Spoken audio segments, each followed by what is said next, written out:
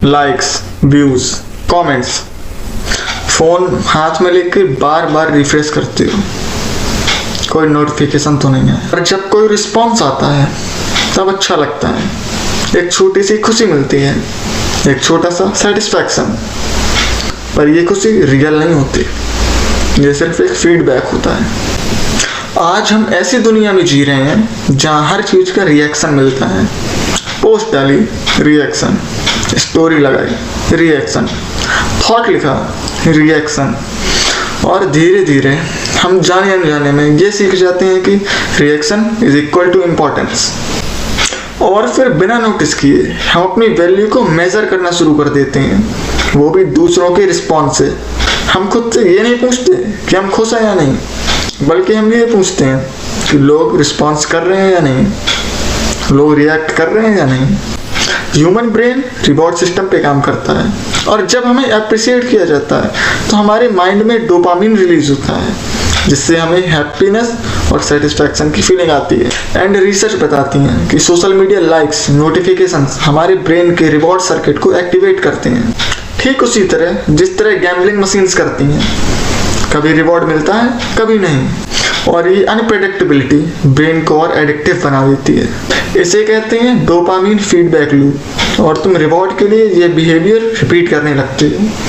Post, reaction, dopamine and repeat. और एक time के बाद तुम पोस्ट इसलिए नहीं करते कि तुम एक्सप्रेस करना चाहते हो, बल्कि इसलिए करते हो कि तुम्हें रिस्पॉन्स चाहिए।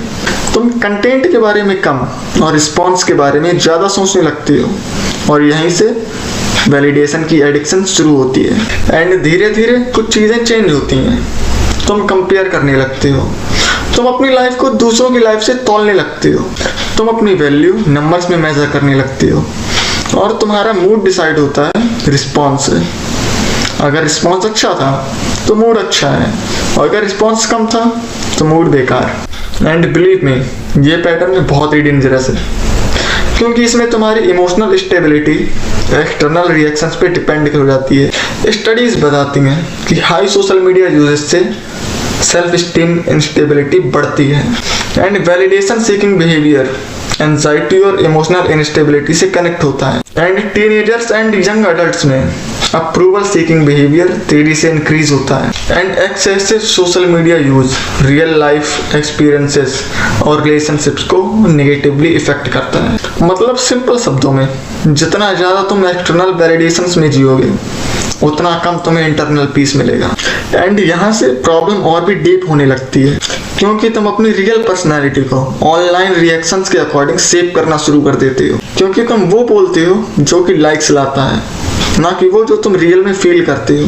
तुम वो दिखाते हो जो कि अप्रूवल लाता है, ना कि वो जो रियल है। और धीरे धीरे तुम ऑडियंस से कनेक्ट करने के चक्कर में खुद से कनेक्ट करना भूल जाते हो, और इसका रिजल्ट ये होता है कि रियल कन्वर्सेशंस ऑकवर्ड लगने लगती हैं, खुद के साथ बैठना बोरिंग लगने लगता है, साइलेंस अनकंफर्टेबल लगने लगता है, क्योंकि तुम्हारा ब्रेन एक्सटर्नल सिमुलेशंस का आदी बन जाता है। एंड एक दिन तुम ये फील करोगे कि लोग हैं, लाइक्स हैं, फॉलोअर्स हैं, पर अंदर से कुछ एम्प्टी है, क्योंकि वैलिडेशन कभी फुलफिल नहीं करती, वो सिर्फ टेम्परेरीली डिस्ट्रैक्ट करती है। वैलिडेशन और एप्रिसिएशन कोई बुरी चीज़ नहीं होती, मगर प्रॉब्लम तब होती है जब ये तुम्हारी नीड बन जाती है, एंड तुम्हारा कंट्रोल तुम्हारे हाथ में न रहकर दूसरों के रिएक्शन में चला जाता है। तो अगली बार जब अपना नोटिफिकेशन चेक करना, तब सोचना कि मैं रिएक्शन ढूंढ रहा हूँ या खुद।